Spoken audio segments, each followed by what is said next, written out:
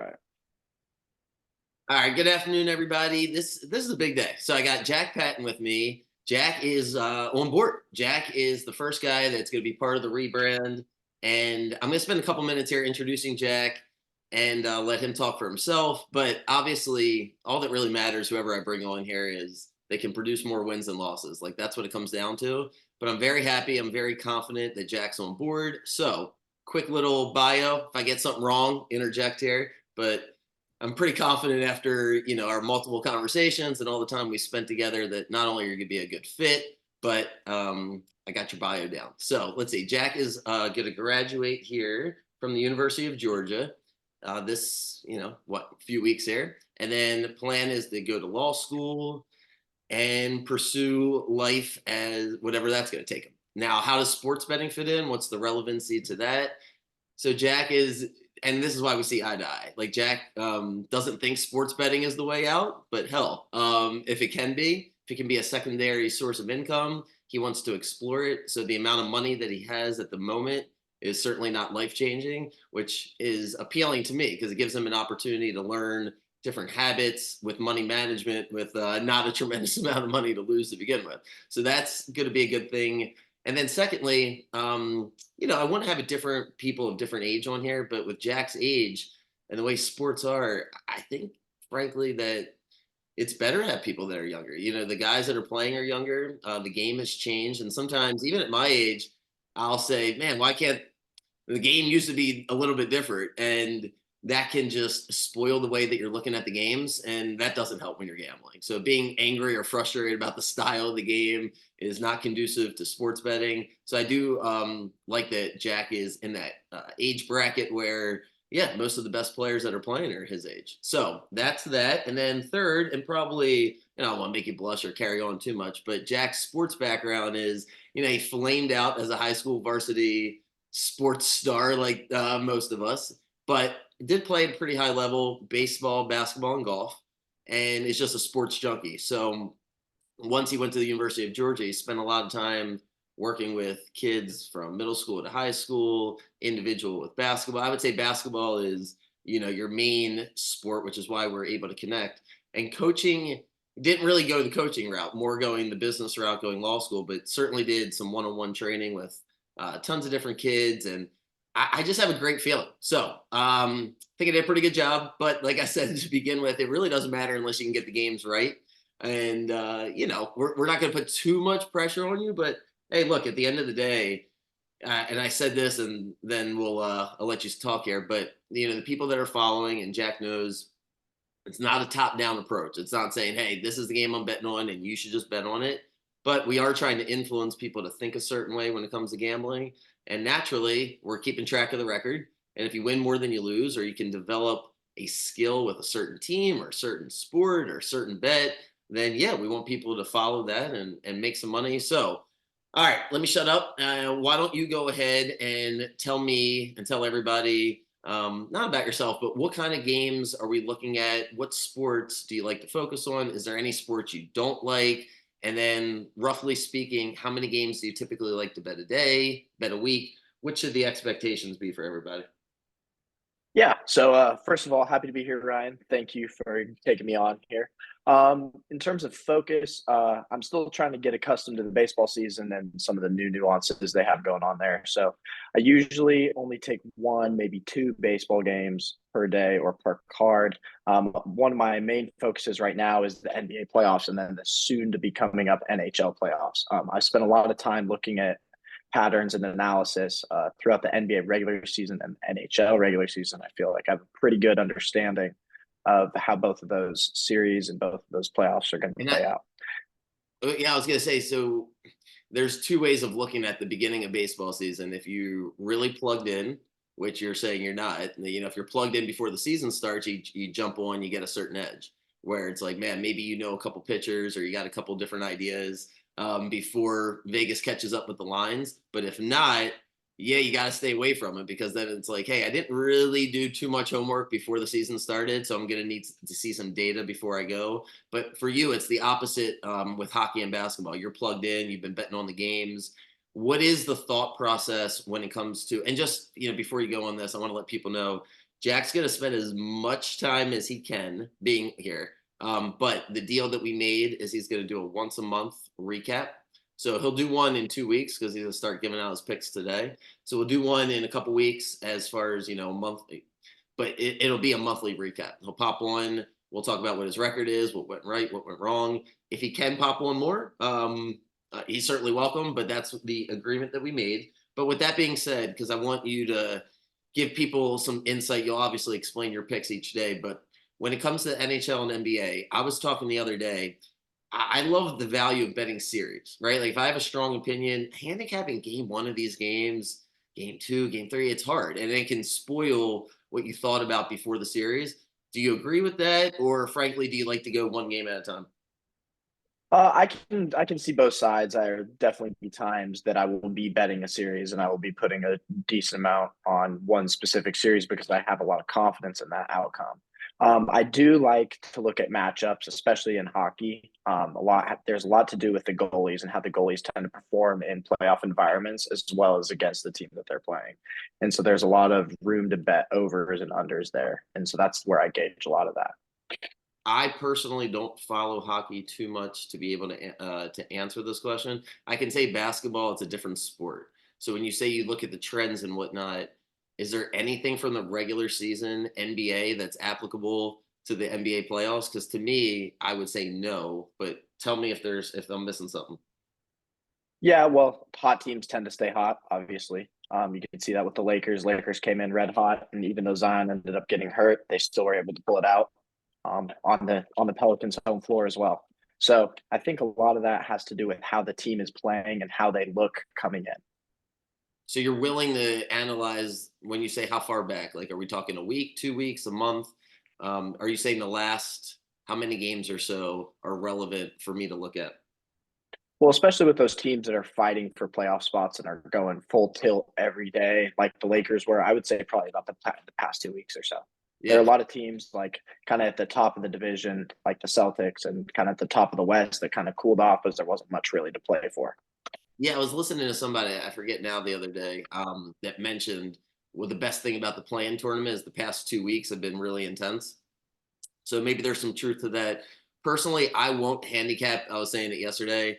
You can't get me to bet individual NBA games. Maybe when we get to game sevens, but I just I'm spoiled. That's why I'm glad that you're on board because we just fundamentally don't see eye to eye about being annoyed about watching basketball, right? Like you enjoy it, you love it, you're like, listen to me, bitch. But it spoils my opinion. It really does. Like last night, for example, how the Warriors like, how is that even possible, right? They lose. It's not competitive. It's elimination game. So there's some of those things. I get emotional about it, but I cut you a little short earlier. So we said baseball. We shouldn't really expect too much action right this second, especially since the NHL and the NBA playoffs are just starting. What about down the road? Is college football, NFL, tennis, golf, UFC? Is there anything else that you find yourself leaning towards more than the other? Yeah, as an avid golfer as well as a ex high school golfer, I definitely like to look into the golf matchups. I don't really throw many long shots, many long winners or top fives, but I really like to look into the round by round matchups as well. Just looking at guys that are teeing off in the morning that typically struggle in the afternoon. There's a lot of value there that I think the sports books miss out on Like sometimes. a one, like Um, basically who's going to have a better round? They pick two or three golfers, and Well, yeah, I mean, essentially, the time that guys tee off on Thursday and Friday, because their tee times are set, it's not based on how successful you were previously. There's a lot of, it's kind of volatile, honestly. Like guys will play amazing in the morning, and then they all of a sudden they have an afternoon time, they go out and shoot 77. And so I think there's a lot to look into there, especially with these specific matchups where you're looking at, and it's a guy playing in the morning versus a guy playing in the afternoon, and the guy typically struggles in the afternoon. So we fade that guy. That makes sense. yeah, sure. And I glossed over a little bit of your bio because I didn't want to pump you up too much because at the end of the day, it really is about the wins and losses. But again, you're super well connected to coaches and scouts. You got a lot of friends. You got a lot of people that are in that industry. I've been blabbing about it. I am totally open, and that's part of the reason why I've picked you. We haven't really talked about this because I said I wanted it to be a natural conversation, but I'm of the belief that you cannot really handicap these games unless you're watching them slash really ingrained in what's going on. Like just looking at certain metrics, I think is the wrong way to go. Do you challenge that? What's your process? Like, for example, tonight it's the Heat 76ers, it's the Hawks Bulls. Like, just walk us through not who you're picking, but what does that process look like? Or just pick a random baseball game or golf matchup. Like, where does Jack go to get his information? How do you even begin to handicap these games? Yeah, so golf, I look a lot about like strokes gained off the tee, strokes gained approach. Look at the golf course specifically and what past winners and past guys that have gotten top fives and top tens, what they struggled in and what they excelled in. And so, in terms of golf, that's kind of what I look at. The NBA is a little bit interesting because there are a few things you can't really account for, like how the game is going to be refereed. Like, for example, yesterday, the two games that were played were refereed completely differently. The Kings and the Warriors almost were able to get away with murder on the court, and the Lakers shot a ton of free throws, which I mean, at some point you can kind of think about that as an external factor. Oh, the Lakers are going to get that Lakers whistle that they always get. And sometimes the books don't always account for that enough. So I also look at player to player matchups. I do a good amount of analysis and research, but I also do a lot of betting off of a gut feeling or kind of a hunch or kind of how I see that team on the eye test. And I pride myself on how me seeing teams in the accurate way and seeing it pan out how I expected. And are you willing to bet on the games if you aren't able to give the eye test? Like when we talk about the NHL and the NBA playoffs, obviously you're in law, you're graduating, you have a life, you're busy, you're doing a bunch of things. Where does your confidence level go if you're like, hey, I haven't really seen too much of this? Are you an action junkie? Is it more like, hey, I might have an opinion on 30 games, but I'm only really going to bet two? How exactly do you break it down by the time you're willing to bet? Yeah, I kind of a mix of those things. If there's two teams that I'm not super well versed on, I tend to stray away unless I see some analytical statistic that really pushes me one way or the other. So unless I'm super there, I definitely have a lean in most of the games, kind of as you're referencing, but I don't take action unless I really, really feel confident in the That's side. basically so I struggle as like an emotional sports bettor, right? Like I'll have an opinion on every game. So that's why it's a hard thing to be like, well, how do I actually decide what games to bet on? And I've been through this process my whole life, like figuring out which games to bet on, which ultimately is the hardest thing, right? Because if you bet, I just feel like if you bet too many games, you're playing into their hand. Like that's what they want you to do. The juice will eat you up. Uh, are you 2 games a day, 5 games a day? I like right this second. There's so much action with baseball, basketball, and the NHL. I know each day is going to be a little bit different, but if you had to say how many games should people expect from you each day? I would say somewhere between 2 to 6. I would say on a heavy weekend where we have both NHL and NBA playoffs early rounds. I would say wouldn't be too far off of 6. But then if it's like a Monday or Tuesday with only a few games, then I tend to stray towards the lesser Will two or you, three or so. and will you take any days off during the week? Do you find yourself where you're like, hey, I need a break slash what is your life like is it Thursdays or, Sunday mornings? Like, is there a time that you automatically just don't play? Yeah, there'll be some days where if I'm not super interested in the slate, or if I have some stuff coming up in my life, I'm pretty busy with work and school and stuff along those lines, where I will just take a day off. I will not do any analysis. I will just take a day off and look towards the next day. And the passion for doing this, and I'll let you get out of here. I know you got to roll in a few, but the passion for doing this, I said in the beginning, you're not looking for this to be the way out, but is there a part of you, I know you're super competitive, that thinks, if I really can hone my craft, it could be a secondary source of income? Oh, 100%. It has been a secondary source of income for me all throughout college. Honestly, I find myself making more money off of doing this on certain weeks than I am at my physical job. So How I many feel like games, that's how long you been doing it? I've been doing this for about 3 years now. And would you say you've made more than you've lost? Yes, I definitely have. Cool. Well, you know what? Look, that was part of I can't tell you how many times, I'm only laughing because we've had this conversation, right? Like that's the number one thing is when I ask for people's resume. Well, the best is when someone told me they went 76% over the past 5 years. And I just couldn't understand why they were having a conversation with me because 76% sounds like you own a couple yachts and a plane and a lifestyle that wouldn't require wanting to work with me. So there's certain people that you can tell they're bullshitting. Look, with you, it's we're gonna find out. Like I'm excited. I love the fact that I can learn, when we do our recaps and we really talk about these games, and part of me was like, hey, let's just really go into these basketball games tonight, but that'll take up the whole podcast. I want to see if I can learn, right? And I want to because the whole point of doing this is teaching people. And if you can teach me something, then that way you're useful to everybody else. So when we really get into the weeds of certain games and certain trends, there's so much going on. And I think now's the best time to bet on sports because of all the promos, of all the competition, with all the sports books, we're able to beat them for now. I don't know. At some point, you might have to bet through Amazon or bet through Apple, and it might all be consolidated. But for right now, and that's where I think a lot of your value is going to come in. As we're working together, because that's your world. Always on the computer. Your friend. Would you say 90% of your friends bet on sports? Like it's just a nonstop thing in your life, right?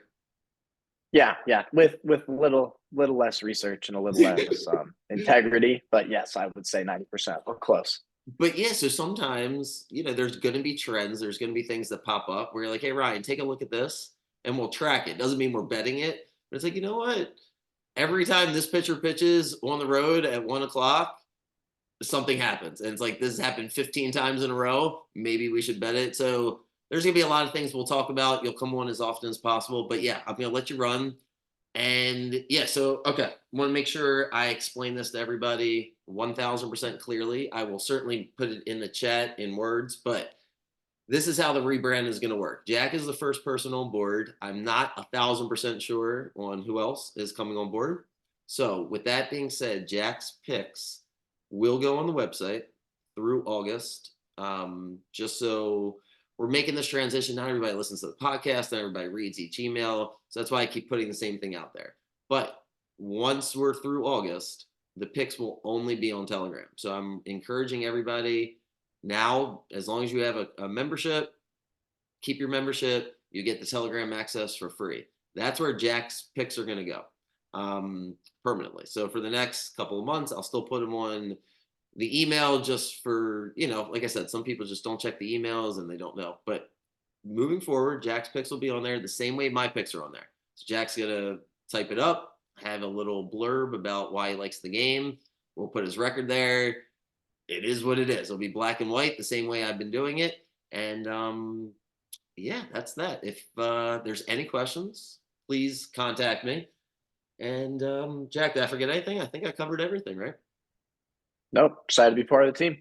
Sweet. I'm glad to have you on board. I really am. I got a good feeling. I'm hoping you are the standard. So NHL playoffs start Saturday, right? The 20th? Yeah, Saturday. And then yeah, and NBA is the same. I'm correct, if I'm correct. Yeah, we got two NBA. Well, yeah, we got two NBA tonight. And then we have an NBA game tomorrow. That'll be the Pelicans and the Kings. And then the winners or the loser of the Heat Sixers will play the winner of the Bulls and the Hawks. And yeah, I mentioned this yesterday, but bet this series. Jack said he'll do both. We'll see what he ends up with. But my opinion is bet the series. Like if you have a good feeling, if it's the Magic, if it's the Pacers, if it's Clippers, the T-Wolves, I don't care if it's one of these 50-50 or it's the odds are one way or the other.